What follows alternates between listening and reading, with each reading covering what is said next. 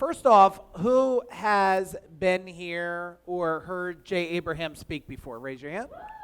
Okay, awesome. Who's never heard Jay Abraham speak before? Awesome. So I thought what was good always is I will have Jay give his couple minutes of who he is, what he did, what his background is, so you have a good framework on why you should listen very well for this next hour. So Jay? Okay, so I'll give you the clinical version. My voice is a little broken today, bear with me. And I'm just telling you this for what Mike wants, so perhaps you'll respect the background behind the knowledge. But I've been doing it for many decades. I've done 1,000 industries. I've done them all over the world. I've been able to identify an enormous number of different ways to do strategy, marketing, business model, preemptive marketing, positioning, branding, access, partnering, a lot of things like that. I've had the chance to be part of a lot of successes. Icy Hot, I was involved in the beginning. Entrepreneur Magazine, I was involved in the beginning. People at Keller Williams were using my stuff. Planet Fitness, I do Tony Robbins, Damon John from Shark Tank, a guy named Dave Asprey from Bulletproof Coffee. If you're millennial, Ramit Sethi, let's see.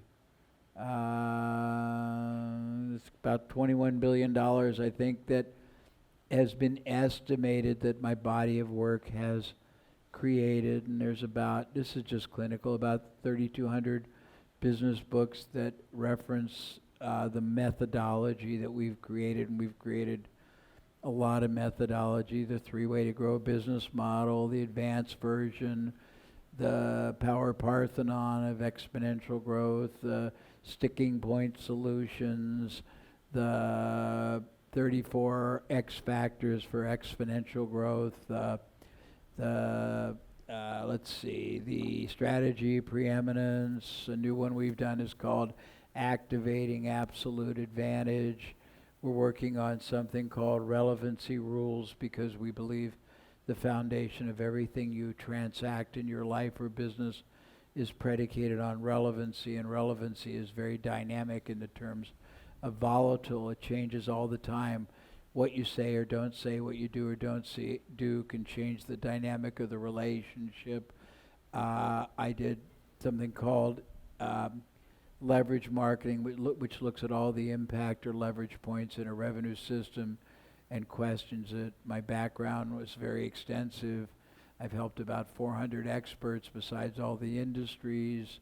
I've done around the world experts like the world's largest multivariable testing. They test all kinds of hypotheses, assumptions. The largest strategic litigation consulting firm, which is Warrant, because they had a couple hundred PhD sociologists and psychologists, and I got to look at all kinds of different dynamics in various situations, venue, issue, how you depict pain and suffering or don't.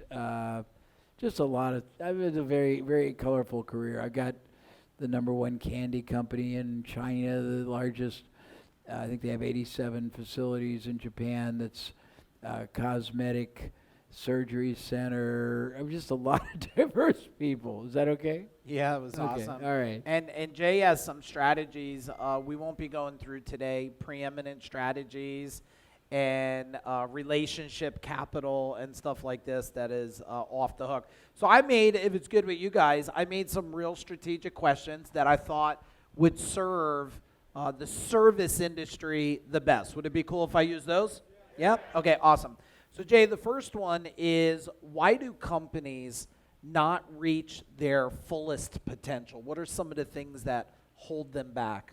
Well, the first thing is they don't realize they have that much more potential. They don't realize that that they can basically multiply the performance of everything they currently do by literally orders of magnitude. Many things you do, the way you go about targeting an audience, the proposition you make, the media you use, the advertising or offering, the way you, the way you dimensionalize it. Each of those elements has the ability to be changed, and it's got upside or downside. It goes either way. Impact as much as 21 times. You have about 60 or 70 factors in your whole system that can be changed by literally orders of magnitude. You've got maybe 30 ways you can target people. You've got maybe 20 ways you can ethically multiply the size of the transaction. You've got 20 or 30 ways you can get a one-time buyer to become an ongoing. There's 93 ways you can proactively stimulate more referrals, qualitative referrals, no-cost referrals. There's ways you can make alignments with organizations, enterprises who have already got access to the market you want, and you can move yourself to a preemptive position and only pay for results. I mean, I can go on and on and on and on. But if all you've done is what you do and you have no understanding of how much more is possible from time, effort, opportunity, access to a market, capital, human capital, your people, salespeople. I mean, all these things have the ability to be multiplied, and if you multiply many different performance factors, even by a mere 10 or 20%, but you can sometimes go 5 to 21 times, the combined effect is geometric. It's much easier to grow geometrically or exponentially when you harness all the performance power that's already been available than it is linear. Does that help? Yeah, definitely. And yeah, as you guys hear, Great Nuggets, they have little money buttons. So if you hear ka-ching, they'll be Okay. hitting the money I button. like it. That's cool. So one of the things to add to Jay of what he's sharing with you is that a lot of you, who's from a family business? Raise your hand. Look at all the hands. So your level, which that surprised even me just now, so you know, your level of understanding of business growth and potential is based on your family's past experience, isn't it? So you say, well, my dad only made it to $1 million for the last 30 years. So even though you have other companies in your market that have gotten bigger, your magnetic pull is, well, my dad only did this, so I guess that's right. So it's hard to break out of that shell. And then the second thing is, people, Jay, used to say, well, because years ago, who's come and visit Gold Medal when I still owned it? Raise your hand. Whole bunch of you. So the gift was, oh, you could come to my service company. You say, oh, this is great. I see what Mike did. And you thought later when we sold, people would say to me, well, what happened? Why would people come and learn from you, Mike, if they can't walk through your company? I said, because now I'm better than when I was there. Because now I've helped over 200 companies grow millions of dollars. Isn't that more impressive, like Jay said? So we produced, hundreds of millions of dollars versus just 32. So I want you to listen to what Jay's saying because, Jay, you must deal with this a lot of times with people with, what do you think? Like, why don't they get out of their own way? Like what? So they know that answer you just gave them about potential, but what keeps them stuck? Why won't they just, how do they get their ass to move forward? Well, there's 9 or 10. We actually did a whole book on getting unstuck, and the worst thing is you can be successfully stuck and be happy with what you think is great performance when it's really, it's so modest, it's unbelievable. One of the things that gave me the ability to be and do what I have achieved in my career is that I've worked with so many totally different industries, and you find out that different industries have totally different ways of looking at the same. Your goal is basically you want to target an audience, you want to compel them to want to start a relationship, you want them to,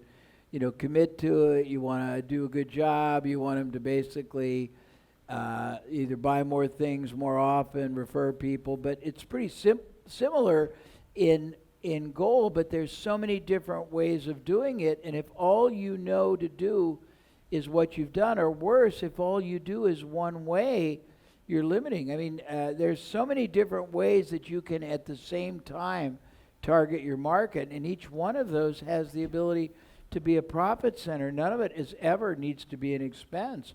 We get people who were usually doing one thing. Let me ask a funny question. How many people here, this is always my awe-inspiring trick that I do at a lot of places. How many people here, and I'm in a bloodless coup taking over from you, Mike, but I'll give it back in a minute. How many people here can honestly say that between 20 and close to 100% of your business comes from word of mouth or referral? Raise your hand. Now stand up for a minute and remain standing. Real quickly, calculate what that amount is and give it to me as a percentage. And I'm just going to point to a couple of you, but stay standing because this is part one in a three-part transaction. So, ma'am, what's the percentage in the approximate dollars annually? Well, give me both. It's X percent and approximately X dollars. How much? 70%. And how many dollars? 5 million. Stay up, sir. 75 and how much? 10 million. Okay. Sir, in the black t-shirt, it says the force. You? And how much? Okay, don't sit. This is only part one. Okay, the gentleman in the back with the hat and the CEO warrior on. Yes, sir, you. Percentage. Yes, and percent then and then revenue of dollars. that. How much? Okay, the gentleman in the turquoise shirt. You. And the beard. 8? Okay, you're starting off. Okay, but how much is that? Okay, all right. Okay, the woman in the far back who's got, I think, you got sunglasses on your head. You. How much? She works right here for Deb, so it's the same well, answer forget there. that. You're a ringer. Okay, the gentleman with the cowboy hat. Okay, 100% 3/4. I can go on and do this. Now, remain standing if you have at least in place in your business one formalized, highly strategic, continuously adhered to referral generating strategy that everybody in your operation uses. At least one. Okay, now look around. Now, remain standing if you have 2. 3. Okay, so now I've looked at thousands of businesses, tens of thousands and thousands of industries, and we've identified over my career not 1 or 2, but 93 separate formal, proactive, referral generating systems and strategies that different companies in different industries have used to drive the preponderance of their business proactively, predictably, consistently. Now, I'm going to give you a perspective that is shocking to most people. This is one this throwaway distinction. But I'm going to delude myself. Okay, let me stop.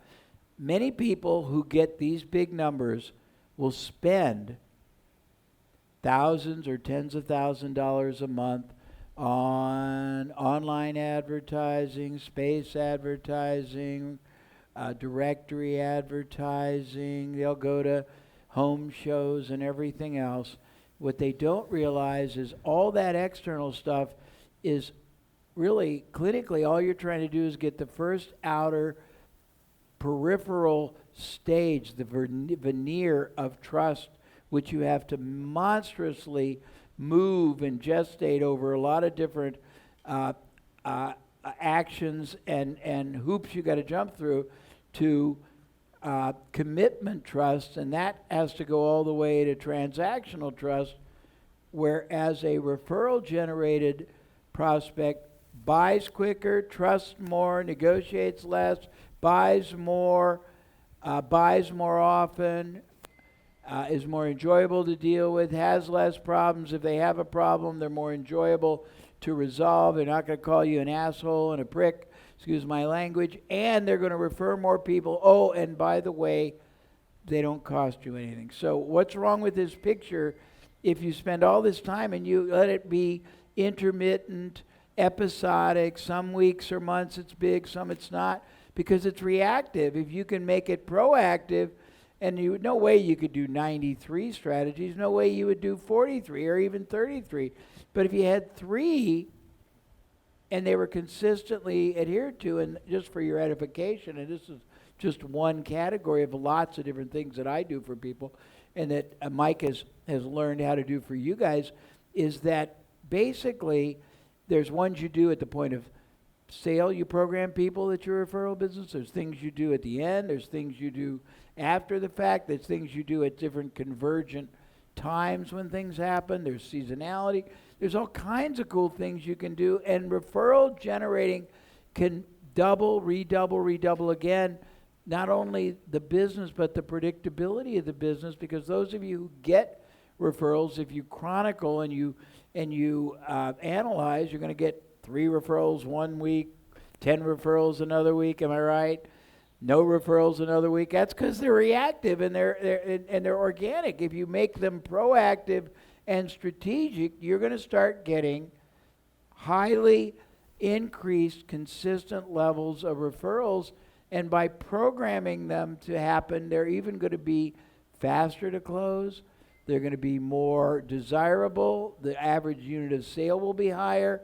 The lifetime value, meaning how long they stay as clients, will be more. Everything. So I didn't mean to take it away. I'll give it back to you. No, was that a lot of value for you guys? I hear the buttons ringing. But just so you know, that's one of about 50 different impact factors you've always had control of. You just no one's ever told you, and that's why it's not that hard to double or redouble a business and do it geometrically or exponentially. Okay. Yeah. I want to add on to that because, at this event, I want to see how many strategies you can physically implement before you go home, too, to make money. So based on a referral strategy, the easiest way, referrals are by design or by default, right? By default, you did a good job. They tell someone else. People try to take credit for that. Oh, I do it. You did a good job. Okay, great job. The strategicness that Jay is talking about, and one thing I learned, the easiest way to get referrals, one strategy is to do what? Ask. So I want to give you a strategy you could apply right now while you're here during dinner time. You just send an email out to your database, personalize it the best you can, and just say, hey, I wanted to thank you for the business and your loyalty. And by the way, if you knew somebody that was as kind as you, as nice as you, as a client, that you would know that would leverage or want to use our services, do me a favor. I'd like to give you an incentive of a thank you and a cupcake, whatever you want. And I'd love to give them an opportunity to try us on. Now, if you did that, now the goal is most people do it once. Once is going to get you one time the results if you're really good at it. But then what about if your CSR does it on the phone? What about if your guy in the house does it? What about if your follow-up call, hey, by the way, is there anybody else that comes to mind, a neighbor, a friend, or family, who would also be looking for a service of the quality that we deliver? If somebody comes to mind, I'd love for you to give us the name, and I'd be glad to give them a call and serve them. Like, what if you did that on the follow-up call? Then what if it was the direct mail? And then what if it's that? How could this compound your results, everybody? How much? Let me hear it. Did I numb you? Did me and Jay just put you in a state of 3.2 millions of dollars, right? The other thing Jay said that was really brilliant, I don't want to write, every now and then, and Jay's been coming here for many years. Jay is one of my coaches. Tomorrow is actually, if you see me all nervous tomorrow's my special day because I'm going to have 3 of my coaches and mentors up here that I respect so highly. Jay, Brian Kurtz, and Dan Cashel. So it's going to be great. Every now and then somebody comes to this event and you answer it for me. They would say to me, well, I'm going to come to the event, Mike, but I don't do plumbing. Will I get any value from this event? What would your answer be? I went and trained under Disney. I don't have rides. I don't have Mickey Mouse. What the hell was I going to get from Disney? Everything. I went to train at Zappos. I don't sell shoes. But what did I get? So you see, the universal strategies he's sharing, they apply to every industry, right? All right, can we go to another question? Was that great? Yeah, was that great? All right, because I need you. I know your eyes will roll in the back of your head of excitement, and I ask you so I can get your eyes back on me and Jay. Yeah. Is that so, good? So, Mike, I have a really cool Yeah. idea. Since this is an HVAC, not exclusive, but heavily weighted, and today it's freezing, maybe tomorrow you can make it about 100 degrees. What do you think? Just make for you. Yeah. Okay, I'll come in naked. I have arthritis. Yeah, I'll come in naked. Okay. But I did get your coffee over there. I got it. Okay, I'm fine. All right. Next, I'm just screwing with you. next thing is a lot of people, I believe, Jay, they have this small mindset. So what creates a small mindset for this people, and how could they maybe consider getting out of that in their head game? Well, I mean, I'm going to give you stock answers, I'm going to give you clinical answers, and I'm going to give you solutional answers. Okay, the stock answer is their worldview is limited. I mean, they've never been around anybody that they've seen break out of the constraints. But the different one is that they don't have a reference of how much more is possible, number one. Number two, they don't see themselves being able to engineer it. Number three, they basically have never, you see, there's a phrase, you are the sum total of the people you hang out with. That's the truth. And one of the things, and Brian will use this all the time, I don't think it's his, I think it might be Dan Sullivan or someone, but if you're the smartest person in the room or in your group, you're in the wrong group. You want to be the dumbest. You want to be around people who've already been at much higher levels. What gave me the ability to challenge everybody to think, act, transact at such a more elevated strata of doing and aspiring and achieving and believing was that I saw it possible. When you see all that people do and you see all the ways they do it and you see what people take and multiply, and you see how limited you are vis-a-vis that relative to them, then you basically realize, geez, I mean, there's a great phrase, and I usually do this at the end, but I'll do it now because it's hauntingly powerful. One of I think it was Bob Proctor, I can't remember who did it, but he always said that most people struggle in business with the wrong question. And I do usually this as my crescendo and leave, but I'll do it now before. The question they struggle with nonverbally is, am I really worthy of this goal? Can I really grow my business? Can I get out of the field and get into the office, or get out of the office and be the strategist? Can I really turn this into a business that will work harder for me than I have to work for it? Can I really turn this into something which generates prosperity, sustainability, wealth creation? And he said, and the question they ask is, am I worthy of this goal? And he said, that's the absolute wrong question to ask. Once you realize how much more is possible from a market, from time, from strategy, marketing, access vehicles, all kinds of powerful market generating tools, client expanding strategies, all these things. The question you'll ask is this limited goal worthy of me? Because you can do so much more, and failure to do that is actually, it's a disservice to yourself, because when you operate, you either operate in what I call the incremental zone or the exponential zone. And it's easier to do the latter. When you're operating up here, I mean, think about an airplane. When you're operating at 10,000, it's a lot bumpier than when you're up at 40. And you got a clear, I mean, it's just so much easier and bigger and better. I don't know if that answer is good. Yeah, definitely. Was that value, everybody? Yeah, huge. Next thing is, so companies, I hear it all the time, Jay, especially in the HVAC, plumbing, everything, they live in this world of ups and downs, up and fall, down in winter. Why do they deal with this? And what are some ideas on what they should think about to not deal with that no more? Well, the first thing we just proved, and if you guys are a representative microcosm of the rest of your colleagues, they're totally reactive, and it's Yes. it's a clinical statement, not one to offend you. So they don't realize that if everything you do is organic and it's based on reaction, you're being controlled by your environment, and your environment is volatile instead of you controlling it. There's many different ways.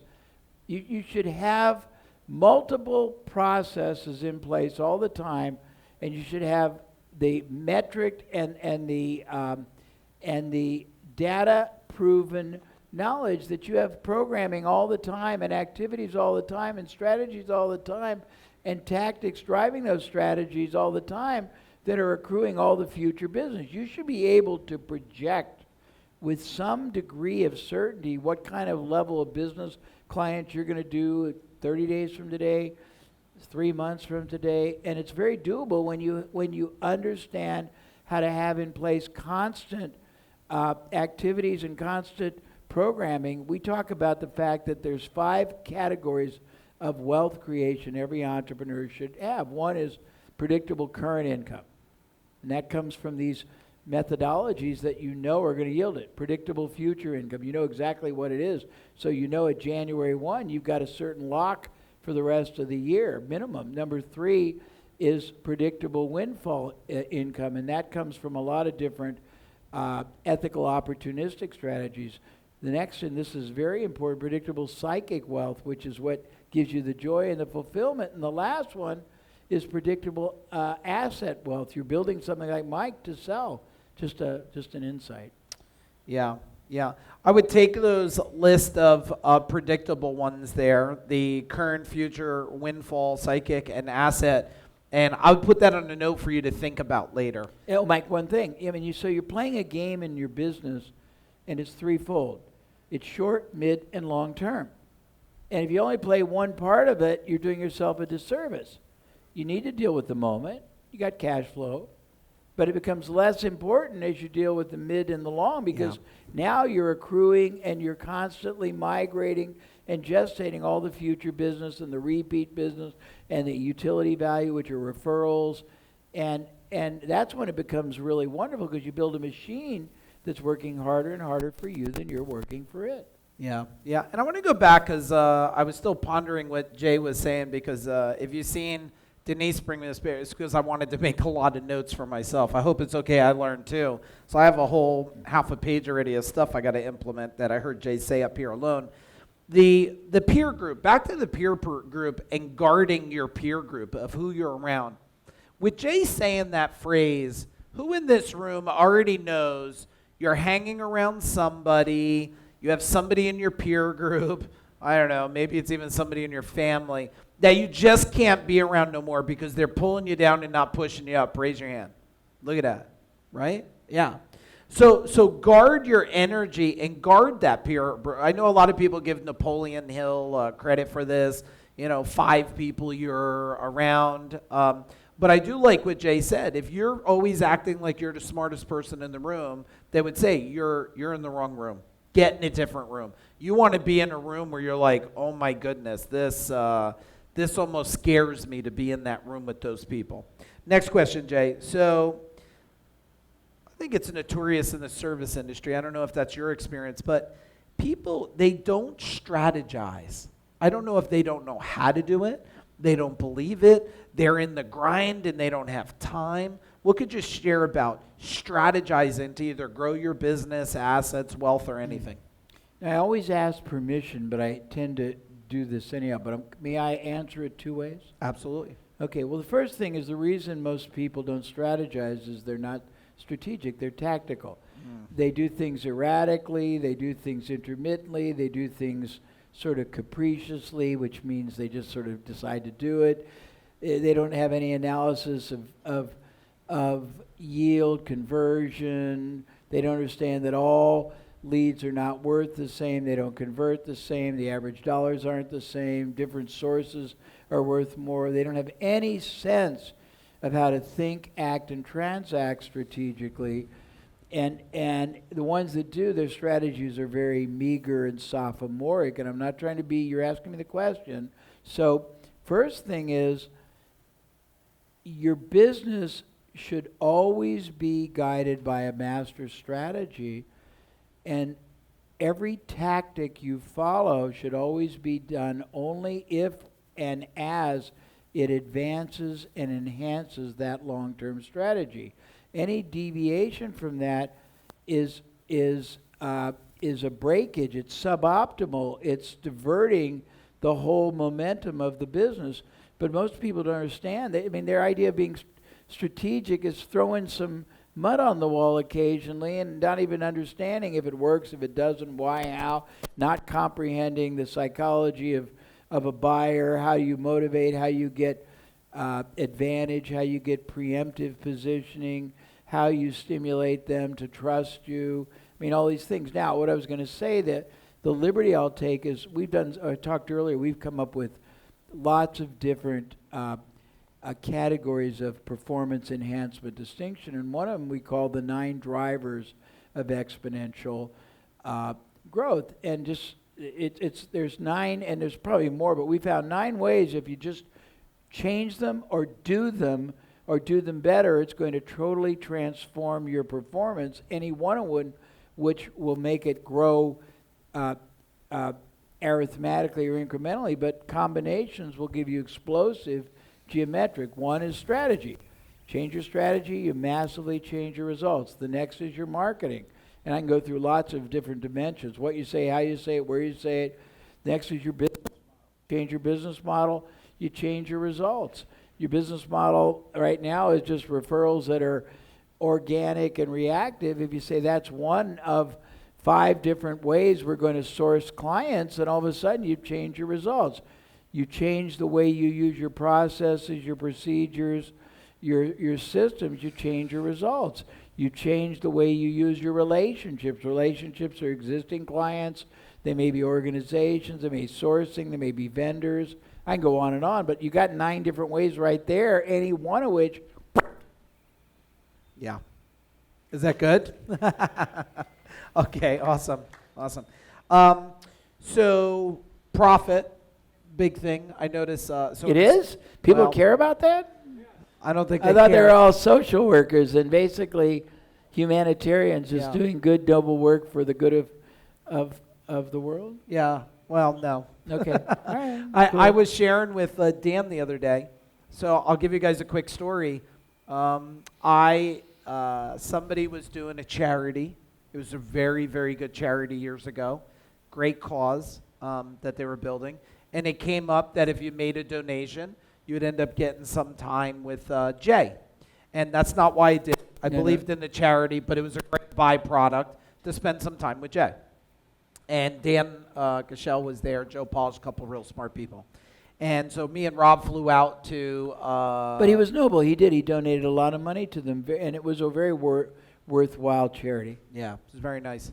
And so I flew out to California, got in a room with Jay, which first off, in about 2.5 hours, I was toast. He said, normally, Mike, in about 2.5 hours, most people are done. I was, martial arts, we slap our leg. That's when you got a lot of pain. I was done. But he said a brilliant thing, and I don't know if I told Jay this. He said, tell me about gold medal, your profit. And we were single-digit profit, single-digit. Some years, 5%. Now, yeah, we were doing 25, 28 million, but still, 5% is horrible, horrible. And he said a simple thing, and I don't know if it's a strategy or it was a realization. He said, you got to stop that. You got to, I don't know how exactly he said, he said, you got to get double-digit profits. This is going to do nothing for you. And I made a commitment that day, and in less than 1 year, double-digit profits. Now, you could sell a company with single-digit profits, but you're probably not going to sell it as much as a company with double-digit profits. And some of you might have high profits, 20, 25, 30%. That's a lot easier when you're $1 million or $2 million. Yeah, of course. When you're 30 million, it's a big difference. So what are some ideas that they should either think about profits or strategies or anything you can think of why they should pay attention to it? Well, if you really, and it doesn't sound, it's not a criticism, I'm being clinical, so please understand, I come in peace and I come to contribute, but just from the first answer that 70-80% of your business is reactive, if you're strategic, then you realize that when you sink a lot of time, effort, and human capital into a relationship, it costs you no more to extend that relationship over a long period of time. So one of the things that most small business owners or entrepreneurs, and I use the word very gingerly because a true entrepreneur is focused on a lot of things that many people are not, but they aren't. A business owner tends to be what I call a two-dimensional thinker. They think in terms of revenue less expenses is profit. A three-dimensional thinker who's more of a true, a real business builder, entrepreneur, thinks in a third dimension, which is yield. You have a sunk cost and you want to get as much residual recurring value out of that one-time investment. Cost you the same to acquire a buyer, whether that buyer does a service job and upgrades, does a service job, upgrade, and comes back every year, does a service job, upgrades, and come back every time they have a different item or category, does a service job, upgrades, comes back every time they move, does a service job, upgrades, come back and refers every year to clients. So if one way is worth X yield and the other is worth 100X, don't you want to play the latter? And that's a strategic game. Does that make sense? Yeah, 100%. All right. Yeah. And for you guys, we implemented, after Jay said that, on Rob and I's journey back, I said, well, let me ask myself a question. Do the employees even understand profit? The employees. And they didn't. They didn't understand it. It's simplistic to you, right? I put so much money out, get so much back, what left I get to keep. But do all your employees understand that? What do you think? They don't understand it. So I said, okay, step one, and I'm going to give it to you because I think it's value, since Jay's sharing insight, I better teach them what profit is. Number two, Mike Michalowicz spoke this morning. He wrote Profit First and stuff. What Mike didn't share is it's great you have a profit account, but you have a profit target, right? So I said, step two, I have to teach the employees, well, what the hell's our target? What do we want? So I said, they don't know we're single digit. They were surprised. They're like, oh my God, 5%? So for every dollar, we get to keep 5 cents. Thank you. Congratulations, world, right? They were like, oh my goodness, you find that on the ground. And so then we said, okay, well, our target is double digit. So that was strategy number 2. Strategy number 3, we had to put it on the wall where we were so everybody could see it, real time. Everybody puts their conversion, their average, their revenue. Nobody puts their profit. Why? How are you going to get there if nobody knows where they're in the game? Make sense? Yeah? Good? Okay. All right. And Mike, one more thing I was going to say, because I didn't really add. And once you have the trust and the goodwill of your client, it's not very hard to introduce new products and services that they're going to buy anyhow from someone that you can double or triple both your profit, but also their value to you. And that's a constant. One of the ways we've found to grow businesses, and I don't know if this is congruent with you, but I'll share this. There's the 3 regular ways. You increase the number of buyers, when there's probably 30 ways to do it. You increase the size of the transaction ethically, and there's ways to do that, as Mike knows. You increase the frequency or the utility, the ongoing, and the length of the buying history and the number of transactions. But the advanced ways, number 1, you penetrate one new market or niche every year. Number 2, you introduce one new product or service every year. Number 3, you acquire one company. It can be competitive, it can be complementary, it can even be alternative every year, and you buy it on a no cash earnout where it pays for itself from the very beginning. So I don't know if that adds any value to you. Yep. Yeah. 100%. 100%. So how do, Jay, some people in the room, especially when they're small, they have the mentality, I think there's 2 mentalities. 1, I got to do it all myself. And 2, I'm the smartest person in my company, so I must do it myself. And then it makes it really hard. So how can they get out of that trap? I can do it all myself, or I have to do it all myself. Okay, may I give you 3 answers? Absolutely. Okay. So I don't know of anybody, you might, who has more than 24/7. Do you? No. I don't know of any people that really have that much higher of an IQ, do you? I mean, a little bit, but that's not the denominator. How you use your time, how you use your opportunity, how you use your resources, how you use your relationships, how you use your access is what's going to be the denominator. So the first thing is this is an original. I've had lots of experts I've helped, and they had to teach me their methodology before I could help them command more money. And one of them was an effectiveness coach from Silicon Valley. And he said, no matter what the size of your business, 1 man, woman, 10 man, 100 man, figure out the 3 most important things your business pays you to do for it, and then break it out into sub-processes within, and then look at those processes under the lens of the following, and I'm paraphrasing: relevancy, competency, passion. You might be the best person in the world at checking the tire pressure on the trucks. Yeah. But is that really worth 2 hours a day? You might be feeble at analyzing the credit card deposits, and you have to muster up enormous amount of energy to do it. And that energy is really, it's in this, again, incremental fee, not the exponential. Is that worth it? Or you might hate it and have to get you might be good at it, but it's just, you want to do where you're great. You want to operate in the great zone, and you want to be the strategist for the company. If you're the HR person, if you're the mechanic fixing everything, you'll never get out of that place. You've got to be willing to bite the bullet and pay other people to do things that are beneath the level of I guess I'd call it not the level of payoff, but basically the level of goals that you're after. I'll give you another really hilarious thing, and this is something taught to me. We had a guy in UK, and you can extrapolate this because it's not exactly relevant, but it has implications. The guy said, is your time worth more, this is years ago, than $10 an hour?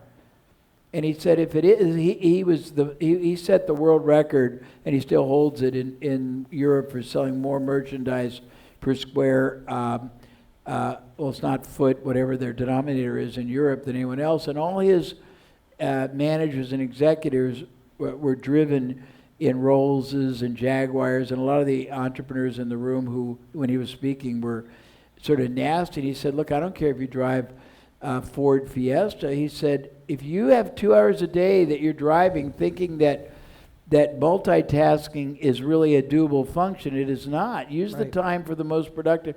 You only have you want to play the game of commanding absolute advantage on your side and probability, and moving absolute disadvantage and improbability on the side of your competitor.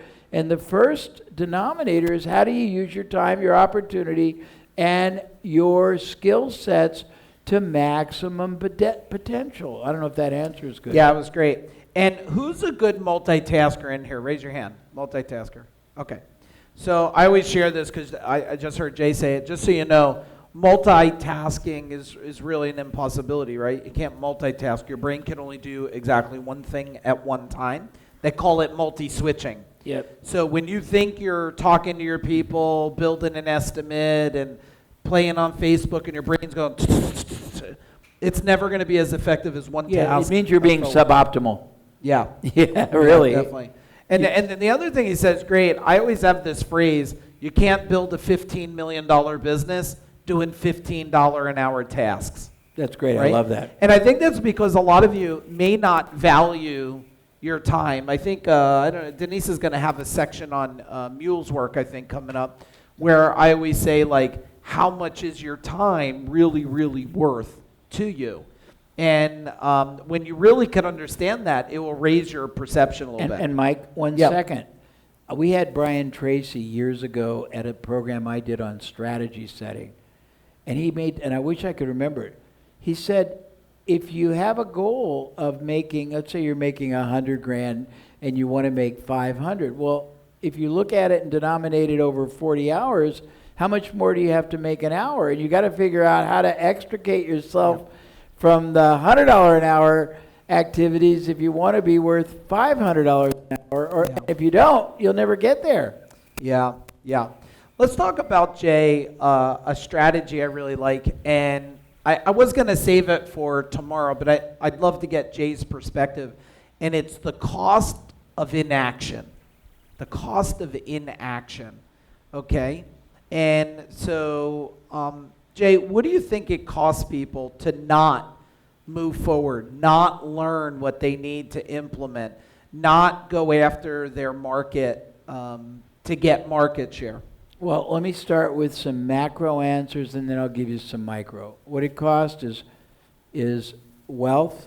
What it costs is satisfaction. What it costs is security. What it costs is time with your family. What it costs is certainty. So that's the first thing, is what it costs. The second is it costs more to do nothing, or it costs more to do the wrong thing than the right. It's funny. I used to have a very large company, but I'm older and I'm more into just private work with clients, so it's small. But I still have about $100,000 overhead in the office. And if I don't do something today that it's going to establish predictable revenue tomorrow, then doing nothing costs $1,000 a month. Yeah. And if I don't do anything next month, it costs me $100,000 the next month. And if I want to save money and just tinker around, it costs me more than doing the right thing. So you have to realize the price you pay for doing the wrong things, doing nothing, doing short-sighted things, doing suboptimal things, doing tactical things it's unimaginably great loss of all these attributes and these goals and these tangible and intangible enrichments that you prize and you want. Yeah, yeah. I always say this. This was a big enlightenment for me. I did a calculation years ago, Jay, and I said in New Jersey that there could be something in all the trades I do of about easily $500 million in service. Easily. That's not even maybe doing roofing, siding, but if you think about, it could even be more now. Siding, windows, doors, solar, landscaping, appliance repair, pest control, basement waterproofing, insulation, lawn irrigation. So let's just say 500 million, for example, and let's say your company is doing 10 million. The cost of inaction and the ability is how much of that's left. You're losing $490 million that you could go get. And that was a big kind of epiphany for me. I was like, man, I like that. that's a lot of money that's sitting there. That's what you have in front of you.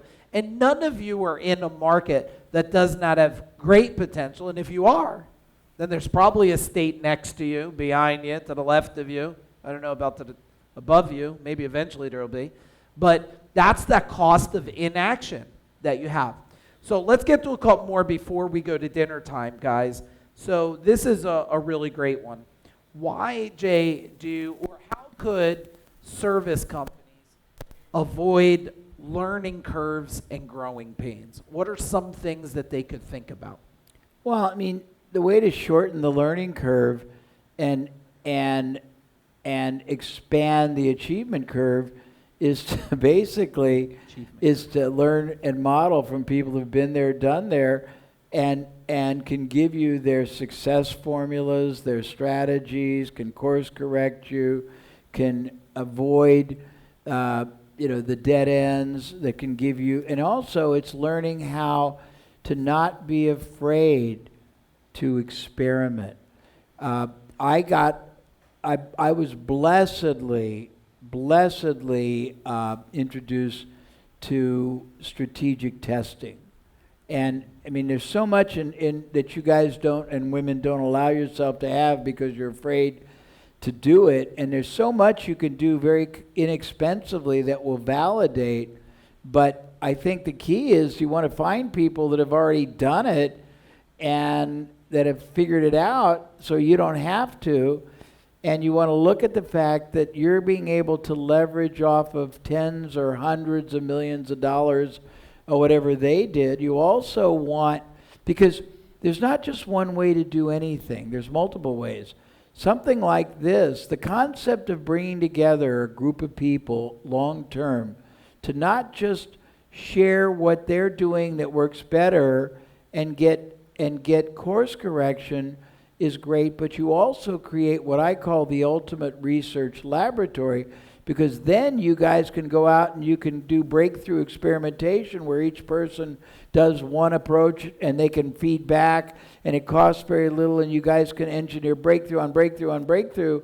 And basically the companies, if you study the greatest success stories, they're the ones that engineer the maximum quantity, quality, and consistency of breakthroughs in marketing, in strategy, and in innovation. And innovation is not necessarily technological. It can be.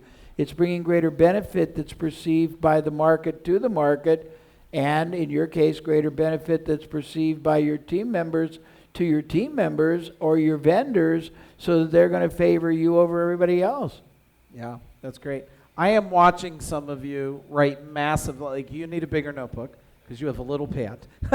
He needs a bigger notebook. I love what I see out there, everybody writing strategies, insight. So what he just said, strategic testing, if you wrote that down and if you didn't write it, if you did, circle it, because what Jay doesn't have time to go in depth on is literally split testing direct mail, phrases, headlines, colors, shapes. But Mike, let me give you one example. Go ahead. And how many people here have more than one salesperson representing them? How many have a lot?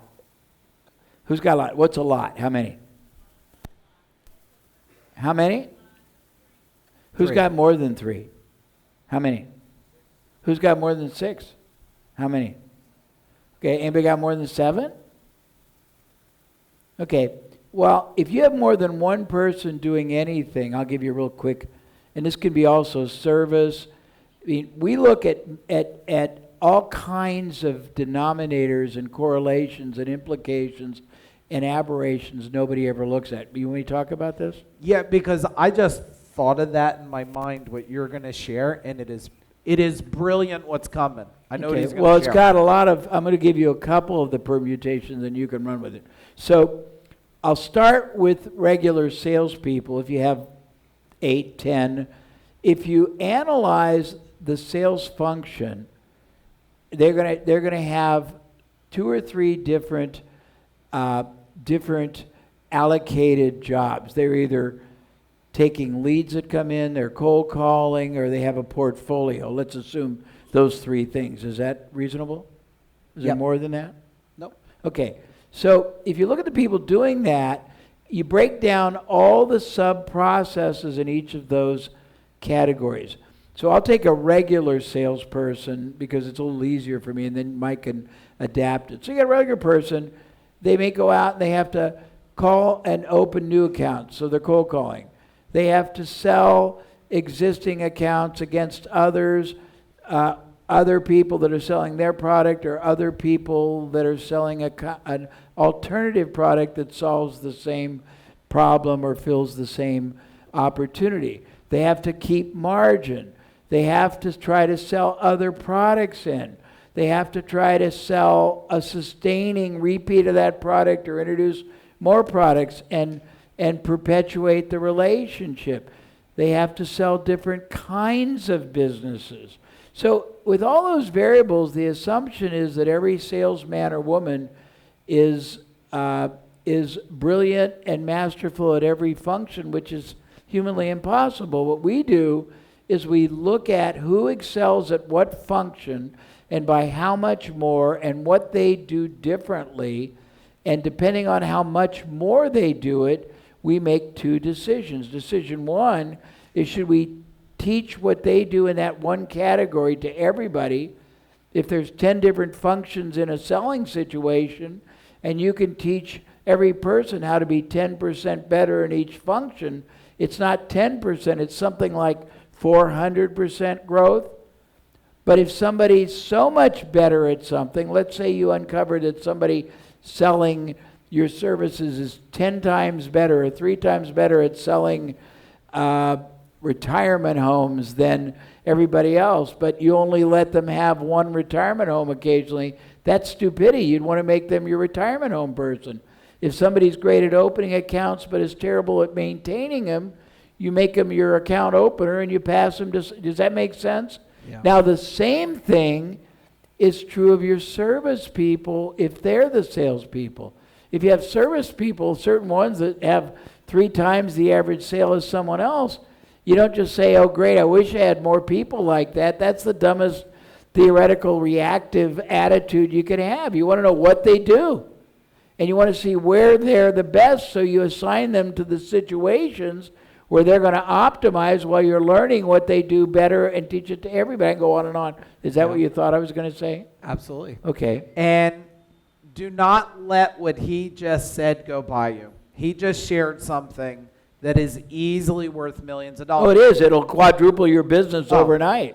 Absolutely. When I heard this from Jay many years ago, and this will make sense for Steve and Jamie, who's ever attended our Phone Warrior, Road Warrior, Outbounding, or any, okay. So what we did in our company was exactly what Jay did. We interviewed, we made it simple, we interviewed every great employee that was the best, even if there was 2 dispatchers, we interviewed the best dispatcher. We took that strategy and then we shared it with the other dispatcher. And before you know it, it's exactly what Jay said. It's the system teaching everybody else. And that's how we put together, that's why when people come, which Jay, you would have got a kick out. I don't think I shared this. Me and Jay are going to have a talk real quick, okay? Okay. We did an outbound training, 3 days, Okay. 22 people. Okay. And why we made it different was we taught them how to call existing customers. So a bunch of these people sent their employees. We did $729,000 in 3 days. So we taught them, had them apply it. And it validated right there on the They spot. went back to their so company cool. and brought money back. One I love person it. sold over $100,000 on one of the jobs. So I thought you'd find that cool. That's fabulous. But it's because Jay's strategy, we taught them, we interviewed our department of outbounders the best, and then we just teach you guys what the very best proven is. But here's where it gets in. I'm going to not challenge you, but there could be many very bests, and there might be 5 different, unique ways people have figured it out. Well, if you can figure those 5 and you can integrate them, now you've got to. I mean, I was telling everybody, but I was telling Mike that I think I told you this. Did I did? Oh, maybe I was telling. Did I? Oh shoot! I told somebody at lunch. I didn't tell you about Beyond Exponential, did I? No. Okay. So this is cool. I've created, and this I'm proud of this. I probably have 25 different categories that I've identified, each one of which, frankly, by itself gives you geometric growth. And I always thought, well, geometry on geometry on geometry, it's each one is separate. It's not all together. They can each one do it. And I've been frustrated. I looked it up finally mathematically. Anybody here a mathematician? Do you know that there are, I think, 5 dimensions above exponentiation? It's like heptation, hexation, octation, and mathematically it just keeps going more and more, and it doesn't even calculate, and it's called hyper-operational. But the point is you can actually take growth well beyond exponential. And when you realize that that's possible, and I haven't done anything comparable to what's probably possible, but I found 25 maybe categories, each one of which can give you exponential. If you do none of them, it seems tragic, doesn't it? Yeah, definitely.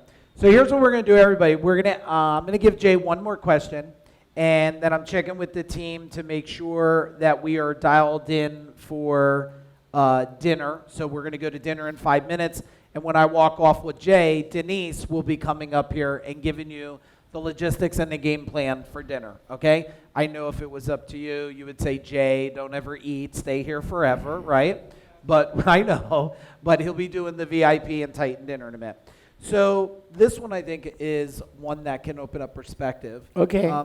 So if someone's out here and says, and they used to ask me this, how big could my company grow and how fast? Well, how would you answer that? Well, I mean, the answer is probably within reason near infinite. I mean, because you can grow, you can grow any facet. You can grow through acquisition, you can grow through licensing, you can grow through partnering, you can grow through, all kinds of ways. I mean, we'll put it this way, a hell of a lot more than where you're at today. How's that? That's a great answer. Okay. Is that a good answer, everybody? Yeah. All right. I think, don't make me stop clapping. He'll think he let you down. I like it. Let him hear for that one. Good. Thank you.